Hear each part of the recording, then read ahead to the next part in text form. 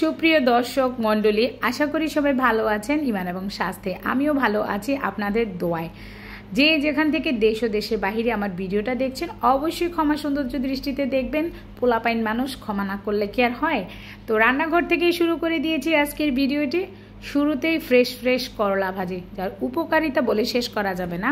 আমার মতো diabetics patient অবশ্যই প্রতিদিন করলা ভাজি খাবেন। আমি করলা ভাজি প্রায়ই খাই। তো করলা ভাজি এক চুলাই দিয়ে আমি এখানে ছড়া তরকারি রান্না করব। যেহেতু করলাতে সামান্য 2-3টা চিংড়ি মাছ দিয়েছি কেটে কেটে, আর এখানে বড় বড় কিছু চিংড়ি মাছ দিয়ে ছড়া তরকারিটা রান্না করে নিব। অনেকেই কচুমুখী বলে। তো এর জন্য তেলের মধ্যে কয়েক টুকরো রসুন দিয়ে নিয়েছি। রসুন কুচি দেওয়ার কারণ রসুন বাটা নাই, আর আমার মতো অলস ব্যক্তিত্ব মানুষ রসুন বেটে তরকারি খাওয়া সম্ভব না। তাই তো রসুনের সাথে তেল দিয়ে, তেলের সাথে চিংড়ি মাছ দিয়ে, চিংড়ি মাছের সাথে লবণ দিয়ে, হলুদের গুঁড়া, মরিচের গুঁড়া, কাঁচামরিচ দিয়ে ভালো মতো নেড়ে নিতে হবে। দুষ্টামি করছি ভিউয়ার্স। হ্যাঁ, আপনারা তো জানেনই সবাই কিভাবে কি দিতে হয়।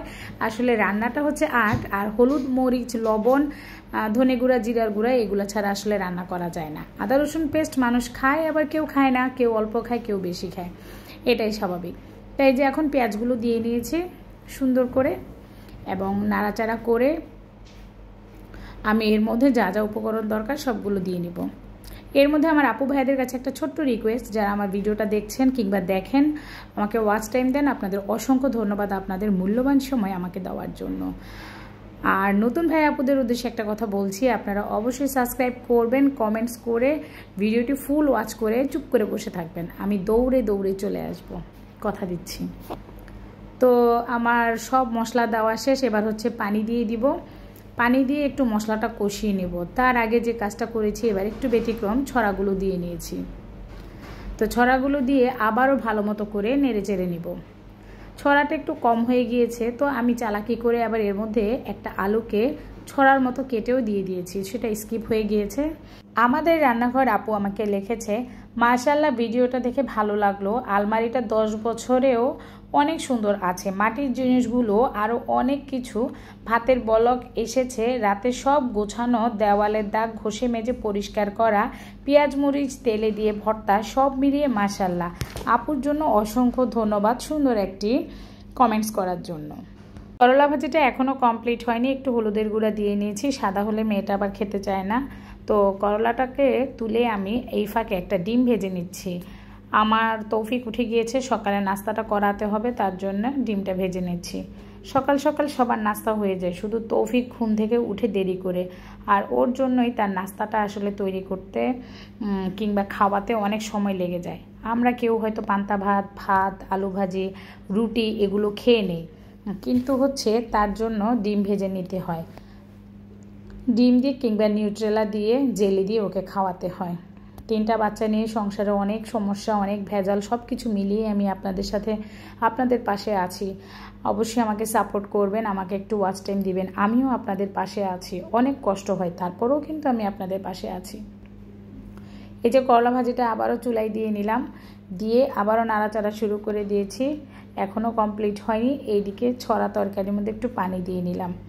আমরা সবাই কম বেশি রান্না করতে জানি, তার জন্য আর এত ডিটেলস কিছু বললাম না। ছড়া তরকারি পানি দিয়ে একটু অপেক্ষা করব গলে আসার জন্য। তো ঢাকনাটা দিয়ে দিলাম। আমি এখন আরেকটা আপুর কমেন্টস পড়বো, সেটা আইবিস সিম্পল কুকিং।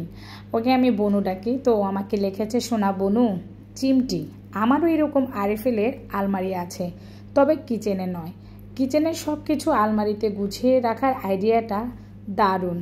কুখ্যাত শুনে তো আমি ভয়ে পেয়ে গিয়েছিলাম, ভাবলাম কোন খুনির আগমন। ও খুব সুন্দর করে কমেন্টস করে। তারপরে আবার লিখেছে, নিনজা টেকনিকটা আরও বেশি ভালো লাগলো, সুইচ বোর্ড ওয়ালটা কত সুন্দর করে ক্লিন করে ফেললে, সাবাস জিন্দাবাদ। ভাইয়ের রেসিপি আলু ভর্তা দুর্দান্ত হয়েছে, আমি কখনো এভাবে খাইনি, খেতে হবে। ভালোবাসা দিয়ে পুরো ভিডিওটা উপভোগ করলাম। মাশাআল্লাহ, আলহামদুলিল্লাহ, আমার জন্য শুভকামনা। খুব সুন্দর করে ও আইভি সিম্পল কুকিং ও খুব বড় বড় করে কমেন্টস করে। আরেকটা আমার ফ্রেন্ড আছে, আমার সখী, সে সৌদিতে থাকে, ইজি কুকিং, সেও কিন্তু খুব সুন্দর করে কমেন্টস করে। তো আরেকদিন তারটা শেয়ার করব। তো সবাই আমার এই দুই আপুর জন্য দোয়া করবেন, তাদের ভিডিও চ্যানেলটা অবশ্যই ভিজিট করবেন, ভিডিওগুলো দেখার চেষ্টা করবেন, খুবই সাপোর্টিভ। এই যে মুরগি রান্না করছি সে কষানো মুরগি, এটাকে আমি তেলের মধ্যে আগে ভেজে নিয়েছি, মানে পানিটা ঝরিয়ে। তারপরে মানে ভালো মতো ভাজা হয়ে গেলে এর মধ্যে আমি হলুদের গুঁড়া, মরিচের গুঁড়া, ধনের গুঁড়া, জিরার গুঁড়া, গোলমরিচ, গরম মশলা গুঁড়া, আদা রসুন পেস্ট সবগুলোই দিয়ে নেব যেভাবে আমরা রান্না করি। জাস্ট ফার্স্ট টেকনিকটা হচ্ছে আপনি রোস্টের মতো আগে ভেজে নেবেন, তারপরে আলু দিয়ে নিব। আর পানি বেশি লাগে না, একটু পানি দিয়ে নেবেন। শেষ, কষানোই হয়ে গিয়েছে তেলে, অর্ধেক সেদ্ধ হয়ে গিয়েছে তেলে, এখন জাস্ট হচ্ছে পানি দিয়ে দিবেন। তো আর কি বলবো, এইভাবেই তো মুরগিটা রান্না করি প্রতিনিয়ত, কিছু বলার নেই। পানি দিয়ে এরপরে ঢাকনা দিয়ে রাখবো, গোসল করতে যাব। এর মধ্যে কয়েকটা আপুর আবার ভিডিও দেখে নিচ্ছি, গোসলও করব, রেস্ট নিব, নামাজ পড়ব, তারপরে হচ্ছে খাবারের জন্য চলে আসব। তো সেই জন্যে আমার রান্নাটাও প্রায় শেষের দিকে, আমি হচ্ছে যে খাবার দাবার শেষ করে একটু রেস্টে আছি। তো জিজ্ঞাসা করলাম হাজব্যান্ডকে আজকের মুরগিটা কেমন হয়েছে, সে বললো যে খুব মজা হয়েছে। তো ও চিন্তা আবার বললো যে তুমি কেন ছড়া তরকারিটা আগে দিলে না, সেটা তো আরও বেশি মজা হয়েছিল। আমার খুব হাসি পেয়ে গিয়েছে, মুরগি তরকারিটা তো কষ্ট করে রান্না করলাম, এখন ছড়া তরকারি, এই আর কি কথা। তো দুধটা জাল দিয়ে নিয়েছি, দুধ নষ্ট হয়ে যায় যদি, কারণ অনেক আগে থেকে নামিয়ে রেখেছিলাম। দুধ জাল দিয়ে ঠান্ডা করে রেখে দিয়েছি, কারণ আমার তৌফিক কখন আবার দুধ খেতে চায় কিংবা কোন প্রয়োজনে লেগে যায়, সেই জন্যই হচ্ছে দুধটা জাল দিয়ে নিচ্ছি। বাচ্চারা মিলে গল্প করছি, একটু আড্ডা দিচ্ছি, সময় কাটছে না। বারান্দায় গিয়ে বসেছিলাম বেশ কিছু টাইম। আমার বারান্দাটায় বসলে আমার খুব ভালো লাগে, বাতাসও ছিল কাল, খুব বাতাস, তো বাতাসের মধ্যে বসেছিলাম বারান্দার মধ্যে। আর আপনাদের সাথে ভিডিওগুলো, কাজ আমাদের মেয়েদের যেটা, সেটা হচ্ছে তরকারি জাল দেওয়া। কে কে আমার মতো সন্ধ্যার সময় তরকারি জাল দেন? আমার ছড়া আর মুরগি তরকারি জাল দিয়ে নিয়েছি, প্রায় কিন্তু তরকারি শেষের দিকে। আর এখানে আপনাদের সাথে শেয়ার করছি একটা সন্ধ্যা নাস্তা যদি না বানাই আমার নিজেরও ভালো লাগে না, আর বাচ্চারা তো আছেই। তো এর জন্য হচ্ছে আমি পেঁয়াজ কুচি, কাঁচামরিচ, একটা ডিম, ধনেপাতা, লবণ, জিরার গুঁড়া, সামান্য মরিচ গুঁড়া দিয়ে ভালো মতো হাত দিয়ে মেখে নিয়েছি, যাতে করে পেঁয়াজগুলো খুব সুন্দর করে একদম মিক্সড হয়ে যায়। আর কাঁচামরিচগুলোও একটু কুচি করে নিয়েছি। এবার ফ্রিজে থাকা দুটো রুটি ছিল, সেই রুটিগুলোর মধ্যে আমি একটা রুটির মধ্যে পেঁয়াজ, কাঁচামরিচ, ধনেপাতাগুলো দিয়ে, উপকরণটা দিয়ে সুন্দর করে এরকম প্রেস করে দিয়ে, আরেকটা রুটির মাধ্যমে একটার উপর আরেকটা দিয়ে এরকম চেপে চেপে দিয়েছি,